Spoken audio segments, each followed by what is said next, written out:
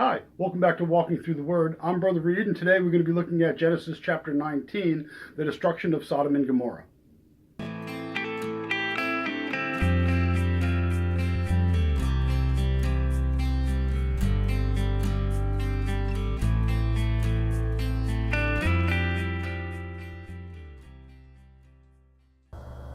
Genesis 19.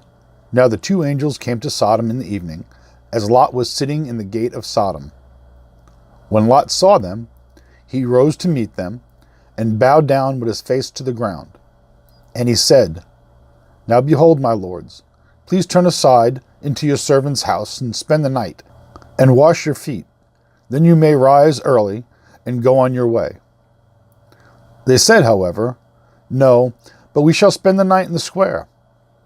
Yet he urged them strongly, so they turned aside to him, and entered his house. And he prepared a feast for them, and baked unleavened bread, and they ate.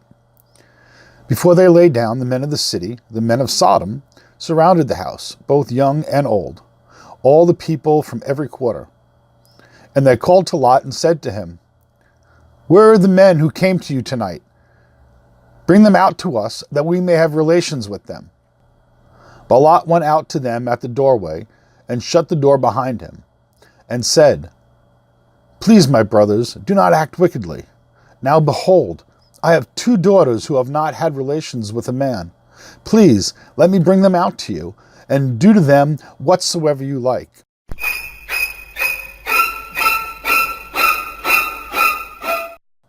Only do nothing to these men, inasmuch as they have come under my shelter of my roof. But they said, Stand aside. Furthermore, they said, This one came in as an alien, and already he is acting like a judge. Now we will treat you worse than them. So they pressed hard against Lot and came near to break the door. But the men reached out their hands and brought Lot into the house with them and shut the door. They struck the men who were at the doorway of the house with blindness, both small and great, so that they wearied themselves trying to find the doorway. Then the two men said to Lot, Whom else have you here? A son-in-law, your sons and your daughters, and whomever you have in this city, bring them out of the place. For we are about to destroy this place, because their outcry has become so great before the Lord, that the Lord has sent us to destroy it. Lot went out and spoke to his sons-in-law who were to marry his daughters, and said, Get up out of this place, for the Lord will destroy this city. But he appeared to his sons-in-law to be jesting.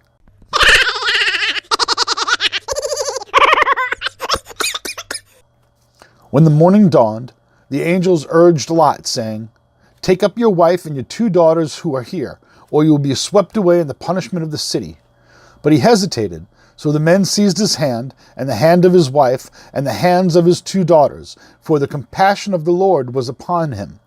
And they brought him out, and put him outside the city.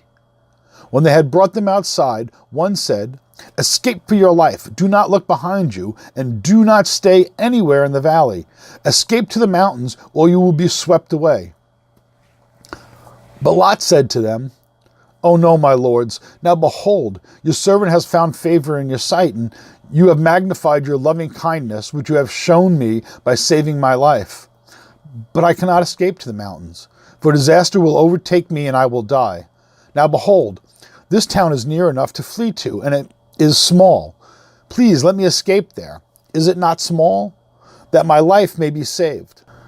He said to him, Behold, I grant you this request also, not to overthrow the town which you have spoken. Hurry, escape there, for I cannot do anything until you arrive there. Therefore the name of the town is called Zoar. The sun had risen over the earth when Lot came to Zoar. Then the Lord rained on Sodom and Gomorrah brimstone and fire from the Lord out of heaven.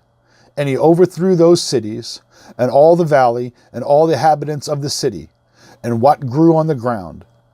But his wife from behind him looked back, and she became a pillar of salt. Now Abraham arose early in the morning, and went to the place where he had stood before the Lord. And he looked down toward Sodom and Gomorrah, and toward all the land of the valley. And he saw, and behold, The smoke out of the land descended like the smoke of a furnace. Thus it came about, when God destroyed the cities of the valley, that God remembered Abraham, and sent Lot out of the midst of the overthrow, when he overthrew the cities in which Lot lived. Lot went up from Zoar, and stayed in the mountains, and his 2 daughters with him, for he was afraid to stay in Zoar. And he stayed in a cave, he and his 2 daughters. Then the firstborn said to the younger, Our father is old, and there is not a man on earth to come into us after the manner of the earth. Come, let us make our father drink wine, and let us lie with him, that we may preserve our family through our father. So they made their father drink wine that night, and the firstborn went in and laid with her father. And he did not know when she lay down or when she arose. On the following day, the firstborn said to the younger, Behold, I lay last night with my father. Let us make him drink wine tonight also. Then you go in and lie with him, that we may preserve our family through our father. So they made their father drink wine that night also, and the younger arose and lay with him. And he did not know when she lay down or when she arose. Thus both daughters of Lot were with child by their father. The firstborn bore a son, and called his name Moab. He is the father of the Moabites to this day. As for the younger, she also bore a son, and called his name Ben-Ami. He is the father of the sons of Ammon to this day.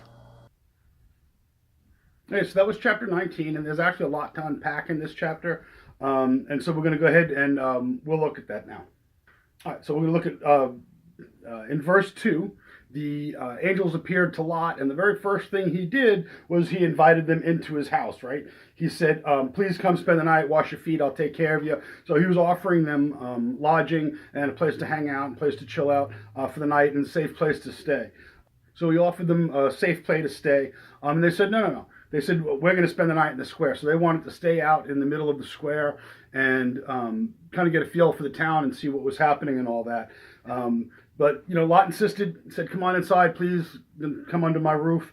And this is an important thing to God, is how you treat strangers that sojourn in your land. And I think I've been over this before, but I'll put up a few of the laws about it. Like the gleanings of your fields, you're supposed to leave for it, for people that are traveling through your land and strangers and all that. There's a lot of things about it, and I'll see if I can find a couple and I'll stick them around me like I like to. But how you treat strangers, like when you look at the story of Elijah, and I'll go ahead and I will put that scripture up. When he went to the old widow, she said to him that she was going to bake a cake and then go back and die, because this was the last cake. She was going to feed herself and her son, and that was it, and they were going to have the last meal and they were going to die. And he told her, no, feed me first. And in doing that, then God was able to bless him and moved and all. And not only was he a man of God, but he was a stranger. And he was not from that area. He was out there. She didn't know who he was. And he approached her and says, take care of me first as a stranger. And the way that she treated him and helped him out, and that reflected in the blessing that she received with the oil and flour not running out and her actually her and her son not starving to death.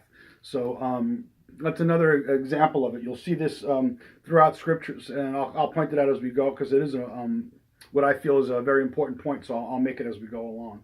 But and it's here. We see it here how they were treating them. So now here it goes. We're at verse 4, right? So they come in, he feeds them, they hang out, and now verse 4, it starts getting around time to go to sleep. It starts getting around nighttime, and the men of Sodom started coming around Lot's house, and it says both young and old, and all the people from every quarter. So this wasn't just like, a couple troublemakers out trying to start a problem. This was everybody. This was like a public lynching almost, that everybody would show up in the whole town, and everybody came, and they were willing participants in it. So this was showing us that this wasn't something that was considered aberrant behavior. This was something that was just the norm. Hey, look, it's another night. We got strangers coming into our town. We don't know. Let's go out there and we're going to form a rape gang. And that's problematic in and of itself. Doesn't matter if they were gay, straight, bi, or whatever. They were a rape gang. And and this is the problem. I'm not saying that homosexuality is not a problem, but in this case, this was a rape gang. They were coming and they were trying to, to have their way with these guys. And I don't think it would have been any better if they would have taken Lot's daughters, because he offers them to him, and they didn't want them. They just wanted the guys, which was kind of does talk that this was a homosexual crowd, and homosexuality is a sin, and we'll get into that when we get into Leviticus, and it starts naming it as it. In this case, in Sodom, it just says their wickedness. It doesn't mention a specific sin, but again, you can see that this was a sociological norm for them. This is what they did on whatever Friday night. This was their entertainment. They all got involved. There wasn't, like I said, a couple troublemakers that the rest of the town would have taken and incarcerated, or took out to the edge of the city and stoned for this kind of behavior. This was something that was encouraged. This was the norm, and this is what they were going to do.